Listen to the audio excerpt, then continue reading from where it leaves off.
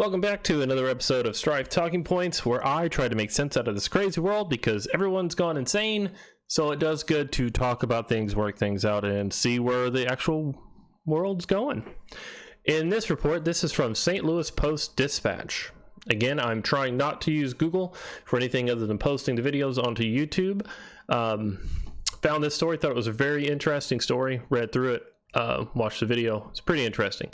Immigration protesters say 2 hurt when truck drives at them. Oh my god, look at the image. It looks terrible. I've watched the video. People don't understand that you could protest, but when you protest civilly, you are supposed to not hinder other people's rights. You are supposed to get permits. And what these people were doing, I'm glad that he actually slowed down and looked, but you'll see. In this still video image from a video provided by WLNE TV, protesters blocking an entrance to the Donald W. White Detention Facility begin to move as the pickup truck approaches. Now, they are blocking the entrance. They are blocking where you drive in. They're right off the street. They're sitting in the turn-in. If you ever want to know a place to stand, it is not where people turn into a business, turn into a place, or turn off the highway. All of these are terrible. Very bad. Wednesday night, August 14th, in Central Falls, Rhode Island, the group, which was protesting federal immigration policies, said at least 2 people were injured. Rhode Island Attorney General said she is investigating the incident. Mandatory credit. Blah, blah. I don't know. Giving credit where credit is due. Rhode Island Attorney General said Thursday he is investigating after a truck drove at a group protesting federal immigration policies at a detention center. Now, he drove into the parking lot. People were sitting in the area. At least 2 people were injured Wednesday night outside the Donald W. White Detention Facility in Central Falls, according to the Jewish Youth Movement Never Again Action. Now we have Jewish groups equating people so desperate to get in the U.S. that they're being held, processed, and either returned to their home country or given green cards or whatever, to people being rounded up from within the population of a country and set for starvation and execution. That is what Jewish people now believe, is they are no longer consistent with anything from the Holocaust, because saying that we're going to expel these people back to their home countries that are here illegally is the same as rounding up American citizens and throwing them into internment camps, prisons, that's such, and so forth. They're not, I don't believe they're even remotely related. If you believe they are, go ahead and let me know why. Because I think a Mexican citizen walking across the country to come into the U.S. and work illegally, it's much different than the U.S. government saying, hey, you're a U.S. citizen, we're going to put you in prison and leave you there forever because we have a reason. Because the Mexican, generally, he's just deported back to Mexico. The center is used by U.S. Immigration and Customs Enforcement. A video posted by the group on social media shows a black pickup that protesters say was operated by a corrections officer driving up to an entrance blocked by demonstrators. The vehicle stops again before moving forward. Protesters surrounded the truck, screaming, chanting, "The whole world is watching, the whole world is watching." Democratic Attorney General Peter Naraya said in a statement that it was unfortunate and that his office was gathering facts. Okay, to cue the video, Never Again Action. This is the tiny example of violence ICE uses on immigration neighbors, on our immigrant neighbors every day. No, not immigrant neighbors, illegal aliens. These people are not immigrants. They're illegally entering the country, illegal aliens. No justice! We're going to turn the audio off. No justice! No peace! No justice! No peace! When I say close the, you say camp. Now, these people out here chanting, you can see that they've blocked the parking lot by literally just sitting in where you turn into it.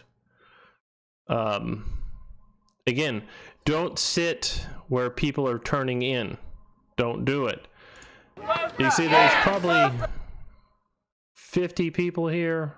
Maybe get 1, 2, 3, 4, 5, 6, 7, 8, 9, 10, 11, 12, 20, 24, 5, 6, 7, 8, 9. There's 30, 40 people on that side of the street.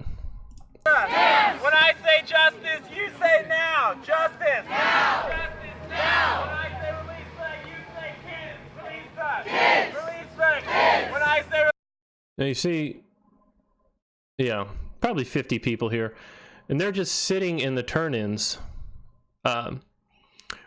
Not sure you're allowed to do this, really and truly. And then we're going to go for just a minute. Thank you for being with us. Thank you for staying with us. Yeah, you see them all happy, recording. They're just waiting, hoping something happens. And then, man comes in to pull into the parking lot. This is a turn-in to get into the parking lot. Now, was he aggressive? Oh, yeah. Yeah, I'm not sure how he's going to get through this one. He's going into the parking lot. This is probably where he works. He's laying on the horn. Get out of his way. You're not supposed to be standing in a crosswalk because unless the permit says they shut this down and they're not supposed to use it, or the group just decides not to use it, no, you don't have the right to block other people's access to a street unless that's what your permit says. We've seen this in Portland and a few other places where they take over the streets, block legal access, and the police do nothing. Now, citizens don't have to obey them. You do not have to obey protesters. You have to obey what the police say. This guy goes on in. Everybody's up on his way. He starts to move forward. Look at him screaming and yelling. This is the greatest terror these people have ever seen. Is they're trying to stop someone from entering a premises that he works at, and he's gonna enter the place. Very aggressively doing so, I might add. Look at him beating on his truck up on the back. Shame! Shame! Shame, shame. You should be ashamed. No one is ashamed. No one. You are people who are equating the death of millions of Jews against millions of people trying to enter a country illegally and live off other people's taxes, for the most part. Now, my initial thoughts is this guy, they're grabbing at his truck handles, they're trying to get in there. They want in there with him. I'm really surprised it didn't escalate. The whole world is watching! The whole world is watching. No. The people that are watching probably aren't really concerned. They just don't want you being there. The whole world is watching. Most of these protesters are only trying to shame you. Now, do I think he should have drove through there? Nah, probably not.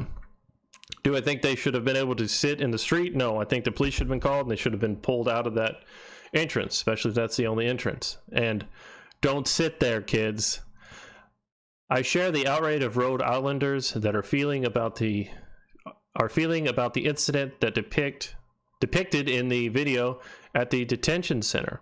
Our state, our nation are built on the idea that everyone has the right to express their opinion publicly and peacefully.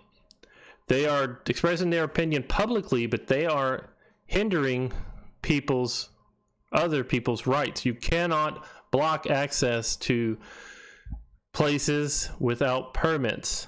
Democratic Governor Gina Raimondo said on Twitter. Also, a Democrat tweeted that the video of the standoff is very disturbing. The right of free people to protest their government is fundamental to our democracy.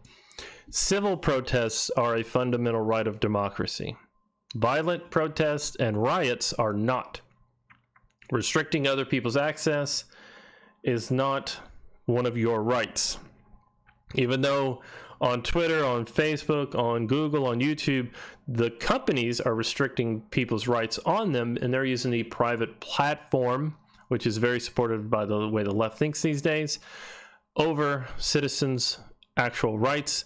And they're kind of getting away with it, and they're legally allowed to keep their platform privilege while being a publisher in action under Section 230, which I do believe the Communications Act will be revamped, and that'll probably go away soon enough. And then I don't know what they're going to do. Never Again Action said in a statement about 600 people had gathered at the prison, and about 30 protesters had blocked entrances to the facility for several hours leading up to the confrontation. What I would say is, they're probably, I would assume more than 30. I would assume 50. 600 people had gathered at the prison.